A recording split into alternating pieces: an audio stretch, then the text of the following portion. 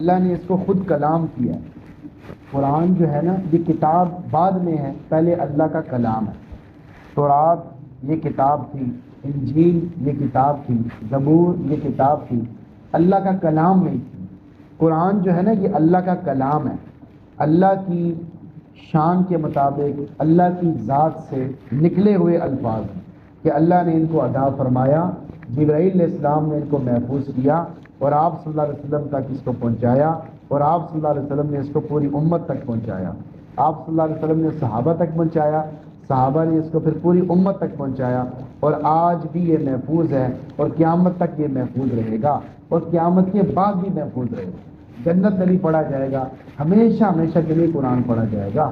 یہ قرآن کی خصوصیت ہے، قرآن کی ایک عجیب شان ہے۔ اللہ نے اس امت کو عطا فرمایا ہے، یہ ایسا زبردست کلام عطا فرمایا ہے۔ اللہ کرے ہمیں اس کی قدر آئے، جیسے ہم اور چیزوں کی قدر کرتے ہیں ایسے ہم قرآن پڑھنے والے بن جائیں، قرآن سننے والے بن جائیں، قرآن سمجھنے والے بن جائیں۔ یہ تینوں چیزیں ہمارے اندر آ جائیں تو ہم کبھی بھی پریشان نہ ہوں، کبھی بھی کوئی پریشانی ہمیں تنگ نہ کرے۔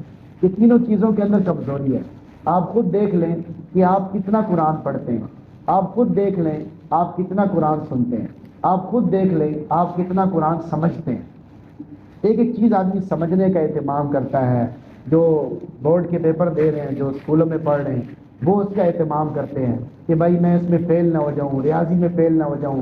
اس کے لیے ٹیوشن رکھواتے ہیں، یار ریاضی کی ٹیوشن رکھواؤ، یار انگلش کی ٹیوشن رکھواؤ، یار اس میں کہیں فیل نہ ہو جاؤں۔ اسی طرح جو مدرسوں والے اس میں بھی امتحانات ہوتے ہیں تو وہاں پر بھی وہ بڑا اہتمام کرتے ہیں۔ بالکل اسی طرح قرآن پاک پڑھنے کا بھی اہتمام کرنا چاہیے، قرآن پاک سمجھنے کا اہتمام کرنا چاہیے، اور ساری زندگی سمجھتے رہنا چاہیے۔ یہ کوئی آدمی یہ دعویٰ نہیں کر سکتا کہ میں اس کی ہر بات سمجھ چکا ہوں۔ اگر غور کیا جائے نا تو کسی کو کچھ بھی نہیں پتا۔ اس قرآن سے ہم بہت زیادہ غافل ہیں، ہم بہت سارے مسئلوں کو ہمیں پتہ ہی نہیں چلتا کہ قرآن پاک میں کیا لکھا ہوا ہے اس کے بارے میں، کیونکہ ہم نے قرآن پاک پڑھنے کا اہتمام نہیں کیا، قرآن پاک سمجھنے کا اہتمام نہیں کیا۔ اس لیے قرآن سمجھنے کا بھی اہتمام کرنا چاہیے۔ رمضان میں ایک مبارک موقع آتا ہے، ہر بندے کا دل جو ہے وہ کافی نرم ہو جاتا ہے، تو رمضان میں خاص طور پہ ترجمے والا قرآن لے کے بیٹھنا چاہیے، کوئی تفسیر والے قرآن لے کے بیٹھنا چاہیے، اور کسی عالم سے اس کے باتیں سمجھنی چاہیے کہ جی یہ میں نے پڑھا تھا، تفسیر میں نے مطالعہ کیا، یہ بات تھوڑی سی سمجھ نہیں آئی، آپ ذرا سمجھا دیں۔ مطلب اس کی فکر کریں، اس کی فکر کریں، اس کی فکر کریں گے تو تب آپ کو کچھ فائدہ ہوگا، اور تب آپ کو نور ملے گا، سکون ملے گا، اور آپ کو پریشانی نہیں ہوگی۔ ورنہ آدمی پریشان پھر رہے ہیں۔ اتنی بڑی کتاب، اتنی عظمت والی کتاب ہونے کے باوجود آدمی گمراہ پھر رہا ہے، کیا فائدہ بھائی؟ صرف اور صرف قرآن سمجھنے سے کمی ہے، قرآن سمجھنے میں کمی ہے، ورنہ اللہ نے ہر بات بیان کی ہے۔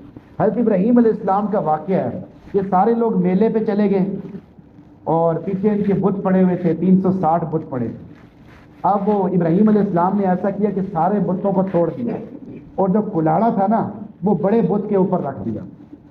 اب وہ آئے، انہوں نے کہا انت فعلت ھذا بآلہتنا یا ابراہیم، آپ نے ہمارے معبودوں کے ساتھ یہ سلوک کیا اے ابراہیم، آپ نے ہمارے معبودوں کے ساتھ یہ سلوک کیا۔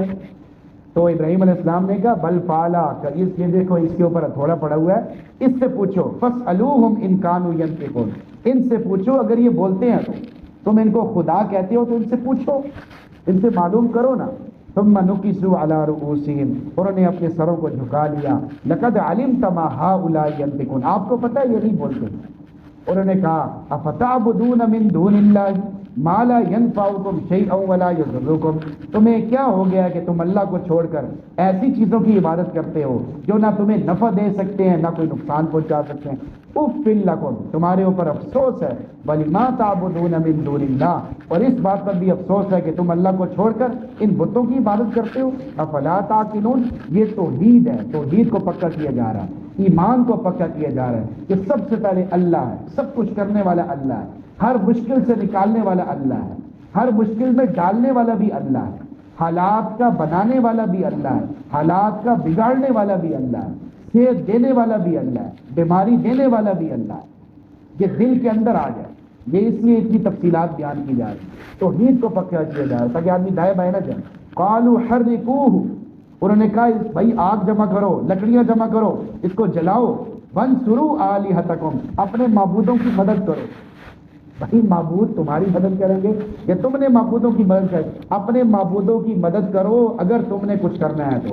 لمبی آگ جلائی اور بڑی آگ جلائی کہ اس کے اوپر سے کوئی پرندہ بھی نہیں گزر سکتا تھا، اور ابراہیم علیہ السلام کو آگ کے اندر پھینک دیا۔ اب ابراہیم علیہ السلام کو جب آگ کے اندر پھینکنے لگے، آدمی کتنا پریشان ہوتا ہے۔ اب سارے فرشتے دیکھ رہے ہیں، فرشتے بھی دیکھ رہے ہیں، اللہ کی مخلوق دیکھ رہی ہے، اور ایک وہ یعنی بعد میں ایک چڑیا وہ اوپر سے آ کے یعنی اس میں پانی ڈال دیا۔ کس نے کہا بھائی تیرے اتنے سے چونچ میں اتنے سے پانی سے کیا ہوگا؟ میں نے کہا میں تو اپنا نام لکھوانا چاہتی ہوں، مجھے پتا ہے میرے اس سے کچھ نہیں ہوگا، لیکن میں اس میں اپنا نام لکھوانی چاہتی ہوں کہ جب اللہ تعالیٰ پوچھیں گے کہ ابراہیم علیہ السلام کو آگ میں ڈالا جا رہا تھا تو نے کیا کیا، تو میں بولوں گی میں نے اپنے چونچ میں پانی لے کر وہاں پہ ڈالا تھا۔ اچھا، فرشتے آئے اور ابراہیم علیہ السلام سے کہا ہماری مدد چاہیے؟ ابراہیم علیہ السلام نے کہا نہیں، تمہاری مدد بھی نہیں چاہیے، صرف اللہ کی مدد چاہیے۔ یہ ہوتا ہے ہائی لیول، صرف اللہ کے علاوہ کسی کا بھی بنا۔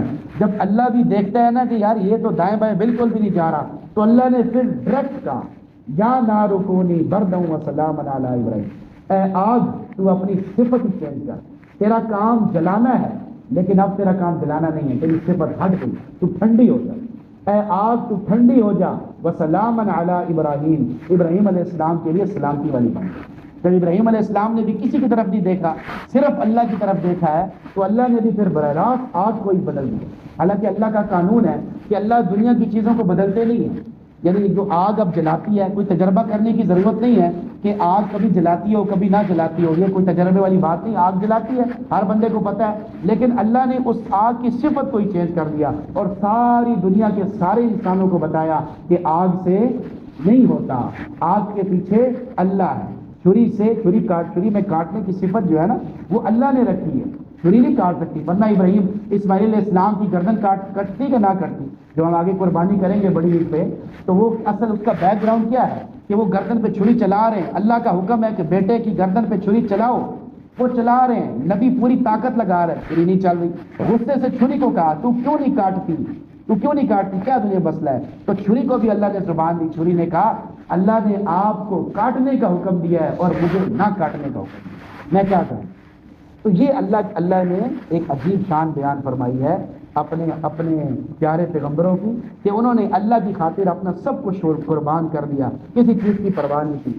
ایوب علیہ السلام کی بیماریاں ہیں، ان کی اتنی بیماریاں تھیں، ایوب علیہ السلام نے جواب کہ اذ نادا ربہ انی مسنی الضر، مجھے شیطان چمٹ گیا ہے، یعنی میرے اوپر یہ کیا ایک بڑی بیماریاں آ گئی ہیں، وانت ارحم الراحمین، آپ سب سے زیادہ رحم کرنے والے ہیں، فاستجبنا له، ہم نے ان کی دعا قبول فرما لی، وکشفنا ما به من ضر وآتیناه اهله ومثلهم معهم رحمتا من عندنا، ہم نے ان کی تکلیفیں دور کر دی اور ان کو اگلے پچھلے مزے سارے ان کے پورے فرما دیے، ان کو کسی چیز کی کمی نہیں چھوڑی۔ غسل کر رہے تھے نا، غسل، اس چھت کے اندر سے نا سونے کی ٹڈیاں گرنے لگی، سونے کی بڑی بڑی ٹڈیاں، وہ ان کو جمع کرنے لگے۔ اللہ تعالیٰ نے فرمایا ایوب یہ کیا کر رہے ہو، کیا ہم نے آپ کے دل کو غنی نہیں کیا؟ تو ایوب علیہ السلام نے کہا یا اللہ غنی تو کیا ہے لیکن تیرے فضل سے غنی نہیں ہے، تیرا فضل چاہیے چاہیے چاہیے، ہر وقت چاہیے، ہمیشہ چاہیے، صبح بھی چاہیے، شام بھی چاہیے، رات کو بھی چاہیے، ہر وقت تیرا فضل چاہیے، ایک سیکنڈ کے لیے بھی تیرا فضل میں نہیں چھوڑ سکتا۔ یہ یعنی نبی نے اللہ سے مانگا اور بار بار، پھر اللہ نے ان کو بہت کچھ عطا فرمایا، وہ سارا یہاں پہ تفصیل سے ذکر ہے۔ آگے اللہ تعالیٰ ایک اور بڑی زبردست آیت بیان فرما رہے ہیں۔ ہم یہ سمجھتے ہیں، ہماری غلط فہمی ہے کہ یار میں نیک کام کروں گا، نمازیں پڑھوں گا، زکوٰۃ دوں گا، خیرات دوں گا، ایک ذرا سی غلطی کروں گا سارے یہ عمل ضائع ہو جائیں گے۔ یہ دل کے اندر ایک شیطان وسوسہ ڈالتا ہے، اکثر یہ خیال آتا رہتا ہے یار تھوڑی سی غلطی ہوگی اس لیے سارے عمل ضائع ہو گئی۔ تو یہ آیت آپ سب کے لیے ایک بہت بڑی امید ہے۔ سورہ انبیاء 17واں پارہ آیت نمبر 94، فَمَن يَعْمَلْ مِنَ الصَّالِحَاتِ، جو آدمی کوئی بھی نیک کام کرے گا، وَهُوَ مُؤْمِنٌ، اس حال میں کہ وہ ایمان والا ہو، مسلمان ہو، فَلَا كُفْرَانَ لِسَعْيِهِ، ہم اس کی کوشش کو کبھی بھی ضائع نہیں کریں گے، ہم اس کی کوشش کو کبھی بھی ضائع نہیں کریں گے۔ کوئی بہت ہی بالکل ہی گیا گزرا، بالکل ہی دین سے دور ہوتا ہوتا ہوتا ہوتا بالکل اینڈ پہ پہنچ جاتا ہے تو پھر اللہ اس کو باہر گرا دیتے ہیں، ورنہ اللہ کبھی بھی کسی کو ضائع نہیں کرتے۔ وَإِنَّا لَهُ كَاتِبُونَ، ہم یہ سب کچھ لکھوا رہے ہیں، ہم آپ کے یہ سارے کام لکھوا رہے ہیں، آپ جو نماز پڑھ رہے ہیں لکھوا رہے ہیں، آپ قرآن پڑھ رہے ہیں لکھوا رہے ہیں، آپ روزے رکھ رہے ہیں، لکھوا رہے ہیں، اس لیے پریشان ہونے کی ضرورت نہیں ہے۔ آگے اللہ تعالیٰ نے 3 امیدیں لگائی ہیں ہم سب سے، اللہ تعالیٰ نے 3 امیدیں لگائی ہیں ہر مسلمان سے، اللہ تعالیٰ نے 3 امیدیں لگائی ہیں۔ پہلی امید کیا ہے؟ الذین ان مکناہم فی الارض، اگر ہم ان کو زمین میں سکون دے دیں، عافیت دے دیں، گھر دے دیں، چین دے دیں، راحت دے دیں، تو یہ 3 کام کریں گے۔ مسلمان کتنے کام کریں گے؟ 3 کام کریں گے۔ یہ کس کی امید ہے؟ اللہ کی بندے سے امید ہے۔ اللہ کی امید کو پورا کرنا چاہیے کہ نہیں کرنا چاہیے؟ اللہ کی امید کو پورا کرنا چاہیے۔ پہلی امید ہے اقاموا الصلاۃ، یہ نماز پڑھیں گے، وآتوا الزکاۃ، زکوٰۃ دیں گے، وامروا بالمعروف ونہوا عن المنکر، نیکی کا حکم کریں گے، برائی سے منع کریں گے۔ یہ اللہ کی امیدیں ہیں ہر مسلمان سے۔ تو اللہ کی امیدوں کو جو پورا کرے گا اللہ اس کو اٹھا کے جنت میں ڈال دے گا، ہمیشہ ہمیشہ کے مزوں میں ڈال دے گا۔ ایک اور بات اللہ تعالیٰ بیان فرما رہے ہیں، جو آدمی شرک کرتا ہے، وَمَن یشرک باللہ، جو آدمی شرک کرتا ہے، فَكَأَنَّمَا خَرَّ مِنَ السَّمَاءِ، اس کی مثال ایسی ہے جیسے وہ آسمان سے نیچے گر جائے۔ بھائی کوئی بندہ آسمان سے نیچے گرے گا تو بچے گا؟ ایک ہوتا ہے گاڑی سے گرنا، موٹر سائیکل سے گرنا، ایک ہوتا ہے ہوائی جہاز سے گرنا، اور ایک اللہ تعالیٰ نے تو اس سے اوپر کی بات کی، ایک ہوتا ہے آسمان سے نیچے گرنا۔ آسمان سے نیچے گرے گا فَتَخْطَفُ الطَّيْرُ، اس کے جسم کا ٹوٹے ٹوٹے ہو جائیں گے، اس کو پرندے اچک اچک کے کھائیں گے، یا اس کو اٹھا کے ہوائیں اٹھا کے کدھر سے کدھر پھینک دیں گی۔ یعنی اتنا زیادہ نقصان ہو جاتا ہے جو آدمی شرک کرتا ہے، اللہ کے ساتھ کسی کو شریک کرتا ہے، تو اللہ تعالیٰ ناراض ہو کر اسی کے حوالے کر دیتے ہیں کہ جا اسی کے پاس جا۔ یا ایھا الناس ضرب مثل، اے لوگوں اللہ ایک مثال بیان کر رہے ہیں، اس کو بڑے غور سے سنو۔ ان الذین تدعون من دون اللہ، جن کو تم اللہ کو چھوڑ کر پکارتے ہو، یہ ایک مکھی کو بھی پیدا نہیں کر سکتے۔ یہ اللہ نے مکھی کا بیان کیا، سورہ حج ہے اور یہ آیت نمبر 83 ہے، اس کو پڑھنے کا اہتمام کریں۔ یہ آدمی کی جو نحوست ہوتی ہے نا، یہ ایسے اڑ کے رہ جاتی ہے اور آدمی کو سکون مزہ محسوس ہوتا ہے۔ ہم نے اس کا مزہ چکھا نہیں ہے، ہم نے موبائل چلانے کا مزہ چکھا ہے، دنیا کی چیزیں دیکھنے کا مزہ چکھا ہے، لیکن یہ مزہ ابھی تک چکھا نہیں ہے۔ یہ مزہ چکھیں گے تو دنیا میں ہی آپ کو جنت محسوس ہوگی، دنیا میں ہی آپ کو سکون محسوس ہوگا۔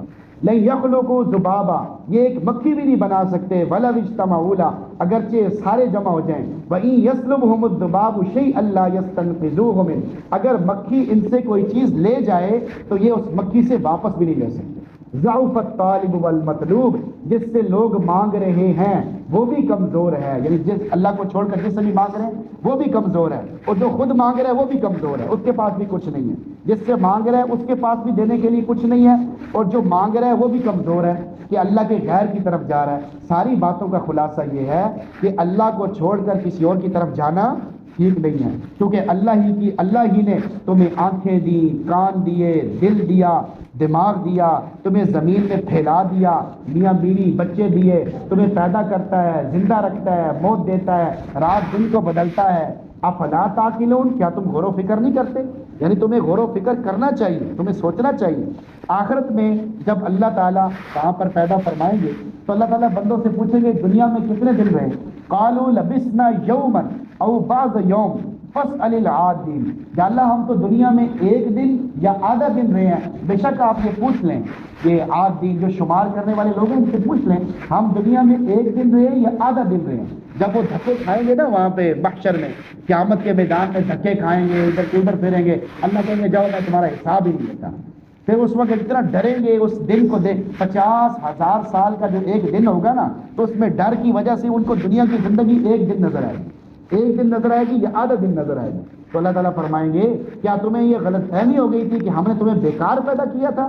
ہم نے تمہیں بیکار پیدا نہیں کیا، تمہاری زندگی کا مقصد ہے، میری زندگی کا مقصد تیرے دین کی سرفرازی، میں اسی لیے مسلمان، میں اسی لیے نمازی۔ تیرا دین بلند ہو جائے تو میں بھی بلند ہو جاؤں گا، اللہ کا دین بلند ہوگا تو مسلمان بلند ہوں گے، مکہ مدینہ کی حفاظت ہوگی، بیت المقدس کی حفاظت ہوگی۔ اگر اللہ کا دین بلند نہیں ہوگا تو مسلمانوں کی بھی حفاظت نہیں ہوگی، مسلمان آپس میں امت واحدہ نہیں بنیں گے، ٹکڑے ٹکڑے ہو کے مرتے رہیں گے، آج وہاں مریں گے کل نہ مریں گے۔ یعنی حدیث میں آتا ہے کہ کافر مسلمانوں کو قتل کرنے کے لیے ایسے جمع کریں گے جیسے تم دسترخوان پہ لوگوں کو کھانے کے لیے بلاتے، آئیں جی تشریف لائیں، کھانا کھائیں جی، آئیں یہ کافی قسم کی چیزیں آپ کے لیے تیار کی ہیں، تشریف لائیں۔ اب ایسے بلاتے ہیں، اتنے ادب احترام سے بلاتے ہیں، یہ تمہیں قتل کرنے کے لیے ایسے دسترخوان پہ بلائیں گے۔ یہ صحیح حدیث، یہ سارا کچھ جو نبی علیہ السلام نے فرمایا وہ آج اسی طرح بالکل واضح طور پہ بالکل سامنے آ رہا ہے، لیکن مسلمان آنکھوں پہ پٹی باندھ کے سوئے ہوئے ہیں، غفلت کے میں اتنے ڈوبے ہوئے ہیں کیونکہ انہوں نے قرآن کو چھوڑ دیا، انہوں نے قرآن کو چھوڑ دیا ہے، اس لیے ان کا جو دل ہے نا یہ پتھر بن گیا، یہ دل نہیں رہا، یہ دل پتھر بن گیا، دل مردہ دل نہیں، اسے زندہ کر دوبارہ، کہ یہی ہے امتوں کے مرض کوہن کا چارہ۔ یہ ایک بڑا پرانا مرض ہے، اگر دل خراب ہو جائے تو آدمی سارا خراب ہو جائے گا۔ آگے ایک اور بڑا لمبا قصہ ہے لیکن کل اس کو پھر تفصیل سے بیان فرمائیں گے کہ نبی اکرم صلی اللہ علیہ وسلم پر ایک بہت بڑی آزمائش ہے کہ آپ صلی اللہ علیہ وسلم کی زوجہ مطہرہ طیبہ طاہرہ اماں عائشہ صدیقہ پر تہمت لگی تھی۔ کل انشاءاللہ اس کا آگے کیونکہ آگے اور آیتیں بھی بیان ہوگی تو انشاءاللہ اس میں وہ تفصیل سے بیان کیا جائے گا۔ تو اللہ تعالیٰ سے دعا، اللہ تعالیٰ ہمیں قرآن پڑھنے سننے سمجھنے کی توفیق عطا فرمائے۔ الحمدللہ رب العالمین والعاقبۃ للمتقین والصلاۃ والسلام علی سید الانبیاء والمرسلین۔ یا اللہ جو کچھ کہا گیا اپنے اس پہ عمل کرنے کی توفیق عطا فرما، دین کے کاموں کی ہمت طاقت قوت شوق عطا فرما، رمضان کے روزوں کا اہتمام نصیب فرما، تراویح کا اہتمام نصیب فرما، ہمارے گھروں میں چین سکون راحتیں برکتیں الفتیں محبتیں پیدا فرما، ہر گھر سے لڑائی جھگڑے فسادات نفرتیں عداوتیں ختم فرما، بچوں کو والدین کا فرما بردار بنا، والدین کو بچوں پہ شفقت نصیب فرما۔ یہ جتنے بھائی بیٹھے ہیں جس کی کوئی جائز حاجت ہے کوئی پریشانی کوئی مسئلہ ہے سب کے معاملات کو حل فرما، سب کی پریشانیوں کو دور فرما، سب کی بیماریوں کو دور فرما۔ یا اللہ فلسطین کے مظلوم مسلمانوں کی مدد فرما، بے کس مسلمانوں کی مدد فرما، مجبور عورتوں اور بچوں کی مدد فرما، غیب کے خزانوں سے ان کی مدد فرما۔ یا اللہ مسلمانوں کو امت واحدہ بننے کی توفیق عطا فرما، مسلمانوں کو جاگنے کی توفیق عطا فرما۔ صلی اللہ تعالی علی سید الکائنات محمد وعلی آلہ وصحبہ